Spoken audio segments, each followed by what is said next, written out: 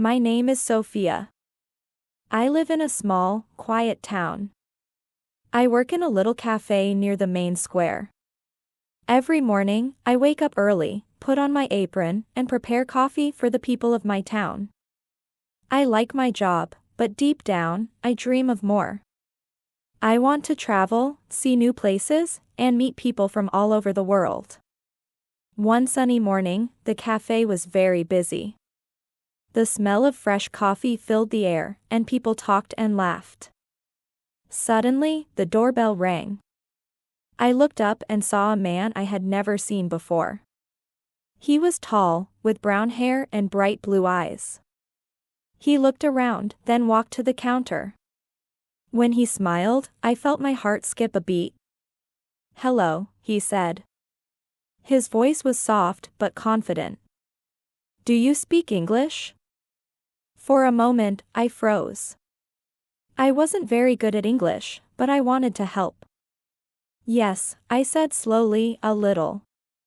The man smiled again. "Good. I need some help."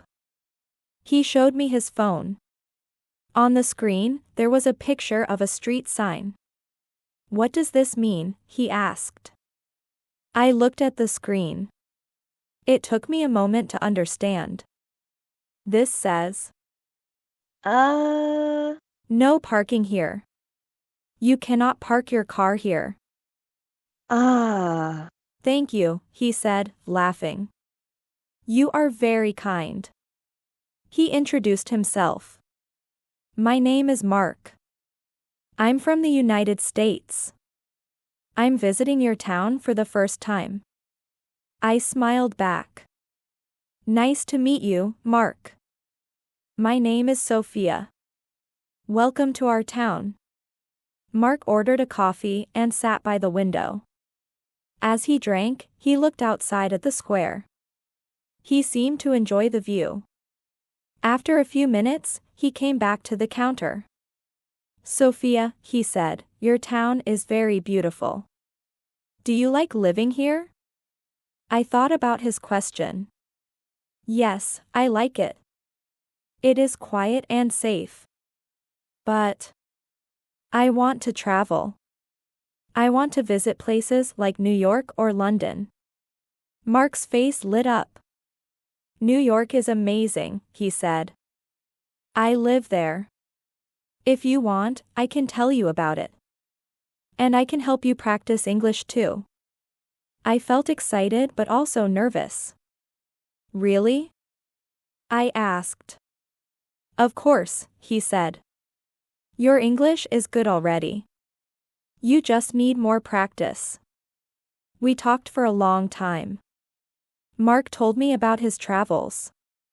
He had visited many countries, Italy, France, and even Japan. He said he loved learning about new cultures and meeting new people. I told him about my dream to travel and how I wanted to learn English to make my dream come true. Mark stayed in the cafe until it was time for me to close. Before he left, he asked, "Sofia, can you show me around the town? I don't know where to go." I hesitated. I didn't usually spend time with strangers. But something about Mark felt safe. "Okay," I said. "After work tomorrow, I can show you some nice places." "Great," Mark said, smiling. "I'll see you here at 5 o'clock. The next day, I was nervous and excited. At 5 o'clock, Mark was waiting for me outside the cafe. We walked together through the narrow streets of my town. I showed him the old church, with its tall bell tower. I showed him the park, where children played and families sat on benches. Mark loved everything. He took pictures and asked me many questions. "You live in a magical place," he said. I laughed.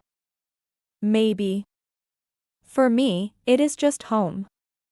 As the sun set, we sat on a bench in the park. The sky was orange and pink. It was peaceful.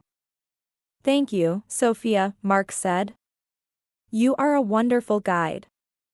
I smiled. You are welcome.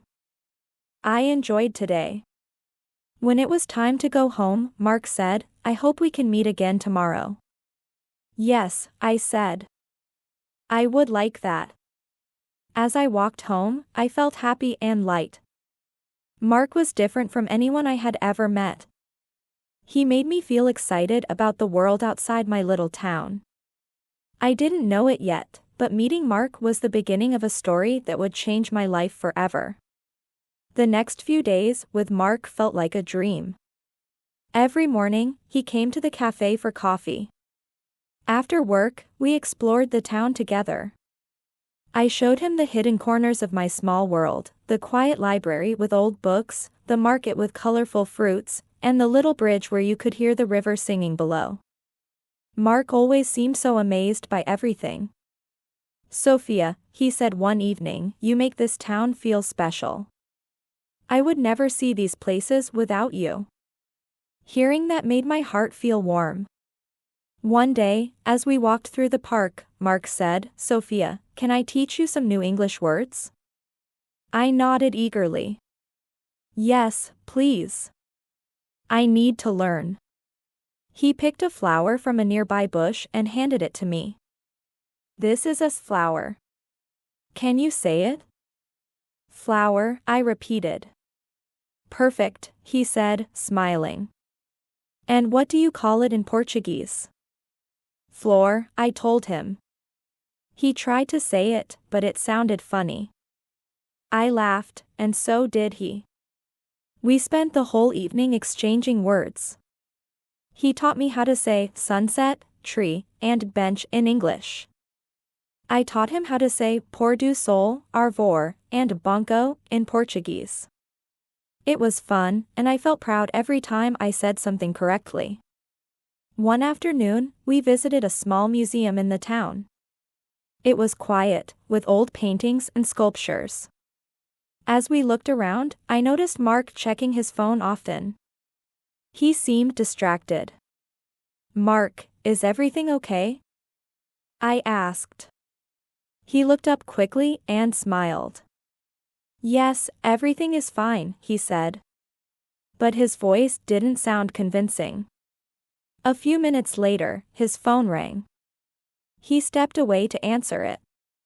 I couldn't hear what he was saying, but his face looked serious. When he came back, I asked, who was that? Oh, just a friend, he said, waving his hand like it was nothing. Nothing important. I wanted to believe him, but something about his expression made me wonder. The days passed, and we kept spending time together. One evening, Mark surprised me with a little notebook. This is for you, he said. To write down English words you learn. I opened the notebook and saw the first page. He had written, Hello, Sofia. You are amazing. Keep learning and dreaming. Mark, I smiled. Thank you, Mark. This is so kind. Learning a new language is like opening a door to the world, he said. You're doing great, Sofia. I felt my heart swell with happiness. But sometimes, when everything felt perfect, Mark would get those mysterious calls. He always stepped away, speaking softly so I couldn't hear. When I asked him about it, he would change the subject. One evening, as we sat by the river, I finally asked, Mark, why do you get so many calls? Is it work? He looked at me for a moment, then said, it's just something personal. Nothing to worry about. His answer didn't feel complete, but I didn't want to push him. Despite the little doubts, I couldn't help but feel happy when I was with Mark. He made me laugh, and he listened to my dreams. But in quiet moments, a small voice in my head whispered, is Mark hiding something? Still, I told myself to focus on the good. Mark was here, and I was falling for him. Whatever the truth was, I didn't know if I was ready to face it. One evening, after another beautiful day with Mark, he asked me to meet him at the park. He seemed distracted, like he had something important to say. As we sat on our favorite bench by the river, he looked at me with serious eyes. "Sophia," he began, "I need to tell you something." My heart raced. "What is it, Mark?" He hesitated, looking down at his hands. "I'm not just here as a tourist.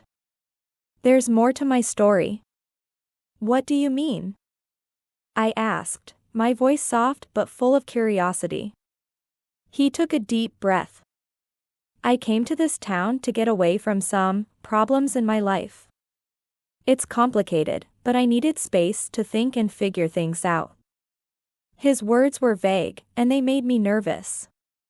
"What kind of problems?" Mark shook his head.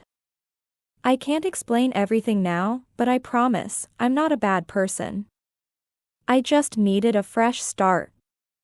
I wanted to believe him.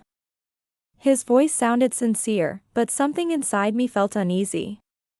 The next day, while helping him with a Portuguese phrase, I noticed something unusual. Mark had left his bag open, and inside was a small folder filled with documents. They looked official and important. "Mark, what is this?" I asked, pointing to the folder. He quickly zipped the bag shut. "It's nothing.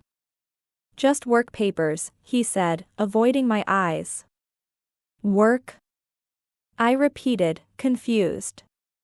"You said you were here for vacation."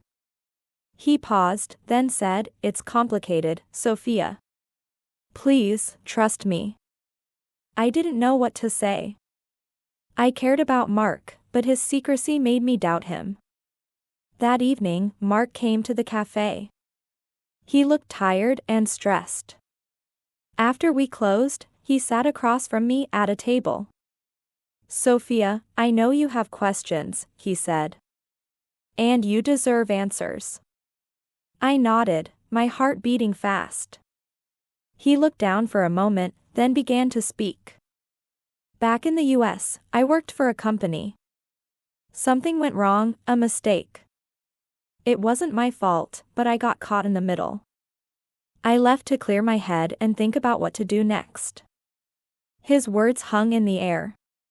"Why didn't you tell me this before?" I asked. "I didn't want to scare you," he admitted. "I didn't want you to think badly of me."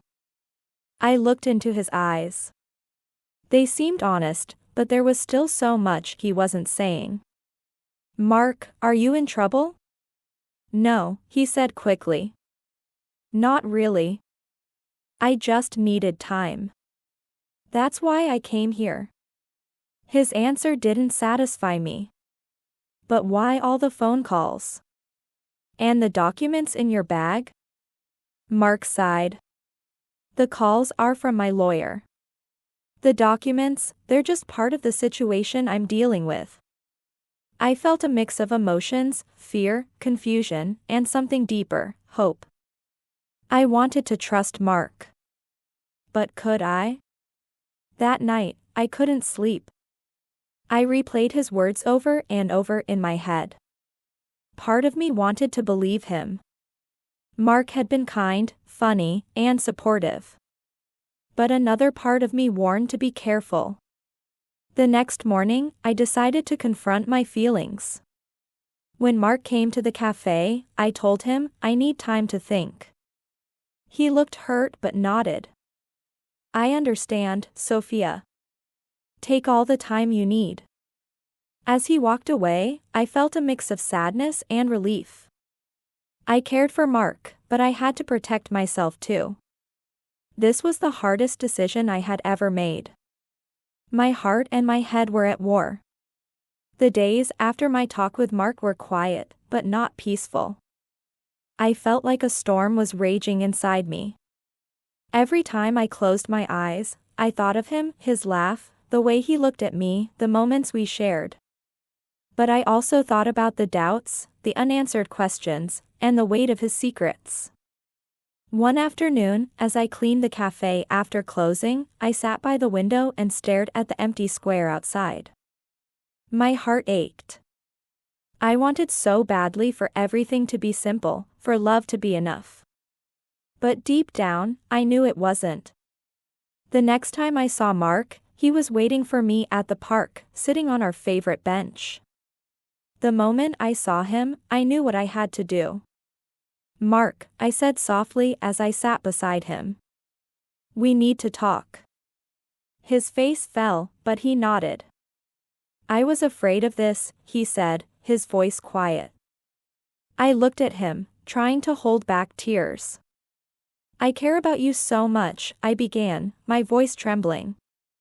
"But this, whatever we have, it's not easy. And it's not what I need right now."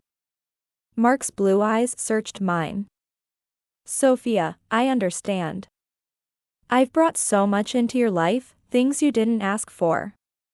I never wanted to hurt you." "You didn't hurt me," I said quickly. "Not intentionally.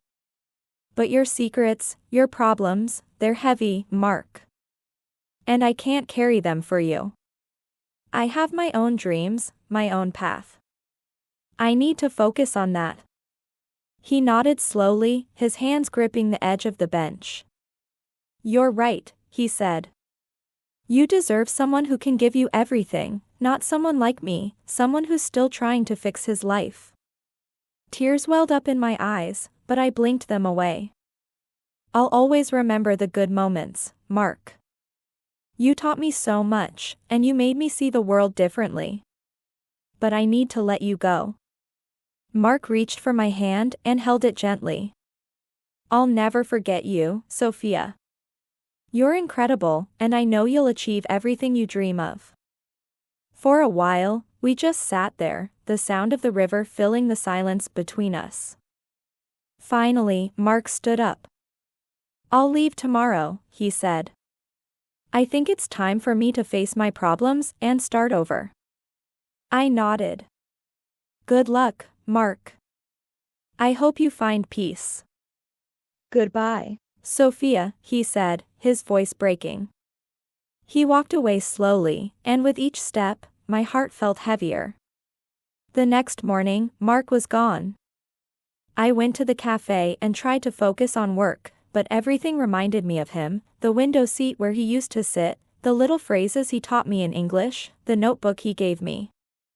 But as the days turned into weeks, the pain began to fade. I still thought of Mark, but instead of sadness, I felt gratitude. He had come into my life at a time when I needed to see the world differently. And though our story didn't have a happy ending, it taught me something important: I needed to love myself first. I threw myself into learning English. Every evening after work, I sat at my little desk with the notebook Mark had given me. I wrote new words, practiced sentences, and even watched videos online to improve my pronunciation. At first, it was hard. I made mistakes, and sometimes I felt frustrated. But I remembered Mark's words: learning a new language is like opening a door to the world. With time, I got better. I started feeling more confident, and every new word I learned felt like a step closer to my dream of traveling. One day, a customer at the cafe heard me practicing English during my break. She was a teacher at the local school and offered to help me. Twice a week, we met after work, and she taught me grammar, pronunciation, and how to have simple conversations. "You're doing great, Sofia," she said one evening after our lesson. "You're determined, and that's what matters most." Her encouragement made me feel stronger. Months passed, and I started saving money for my first trip abroad. I didn't know where I would go yet, but I knew it would be somewhere exciting, maybe New York, the city Mark had told me so much about. The people in my town began to notice the changes in me. "You seem different, Sofia," my friend Clara said one day. "More confident, more alive." I smiled. "I think I'm finally learning to believe in myself." One evening, as I walked through the park, I sat on the bench where Mark and I used to talk. The river was calm, and the sky was painted with soft shades of orange and pink. I thought about everything that had happened. Meeting Mark had been a whirlwind, a mix of joy, doubt, love, and heartbreak. But in the end, it led me to this moment. I felt free. The day I bought my plane ticket was one of the happiest days of my life. It was a one-way ticket to London, a city I had always dreamed of visiting. I knew it was just the beginning of my adventures, but it felt like a huge step. As I packed my suitcase, I found the notebook Mark had given me. I opened it to the first page, where he had written, "Hello, Sofia. You are amazing. Keep learning and dreaming." Mark, I smiled and whispered, "Thank you, Mark." When the day of my flight arrived, I stood at the airport, my heart racing with excitement. As the plane took off, I looked out the window and felt a sense of pride. I was leaving my small town behind, but I was taking all the lessons I had learned with me. I didn't know what the future held, but I was ready to face it with courage and confidence. For the first time in my life, I felt truly free.